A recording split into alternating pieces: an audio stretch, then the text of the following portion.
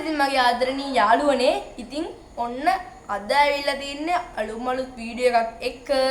ඉතින් ඔයාලා දැකලා ඇති මගේ පාතාලේ ඇලා කියන එක. දැකලා ඇතිනේ. ඉතින් ඔන්න අදත් මම ටිකක් මැර්සීන් එකේ ඇවිල්ලා ඉන්නේ. ගෙම්මට.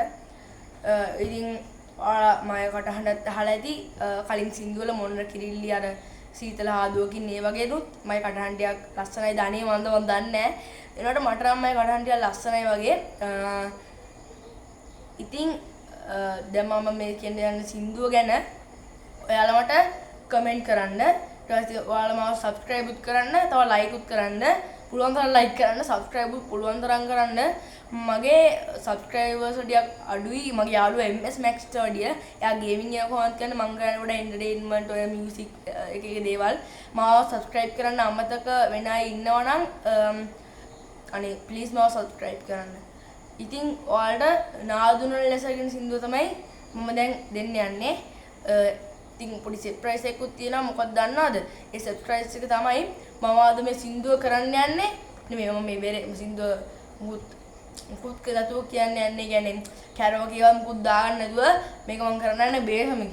අපේ ගෙදර ඩෝල් කී කරලා පොඩ්ඩක් අද බේසමෙන් තමයි මම සින්දුව කියන්න යන්නේ. හරි ඉතින් මේ බේසම සුපිරි බේසමක් මම සින්දු කියලා මෙන්න මෙතන පොඩි මේකුත් වෙලා තියෙන්නේ. ඒක අවුලක් නැහැ. හරි දැන් අපි සින්දුවට යමු. මේ සින්දුව ලස්සනයි නම් අනිවාර්යයෙන් සින්දුව හරිම ලස්සනයි කියලා යටින් කමෙන්ට් එකක් දාන්න. හරි දැන් අපි යමු සින්දුවට.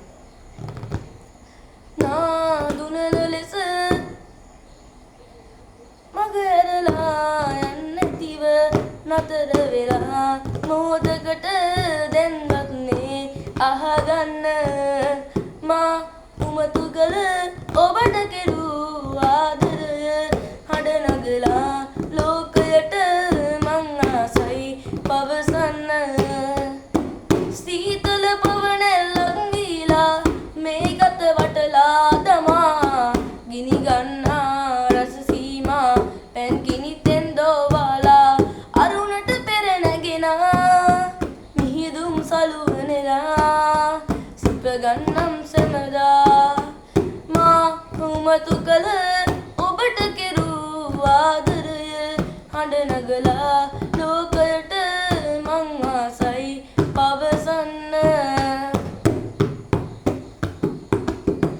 දැසටලු දුරු සුබගේනා දෙවියන් මැවුරු නිසා නුඹ දකිනා විඟුසේනා වශයෙන්නෙයි පේවෙලා දින සති ගත වීලා යනකම් මියදීලා මට ඔබමයි ඕනා නාදුනන ලෙස මගහැරලා යන්නේතිව නතර වෙලා මොහොතකට දැන්වත් නේ අහගන්න මා උමතු කළ ඔබට කෙරූ ආදරය හඬ නගලා ලෝකයට මං ආසයි පවසන්න.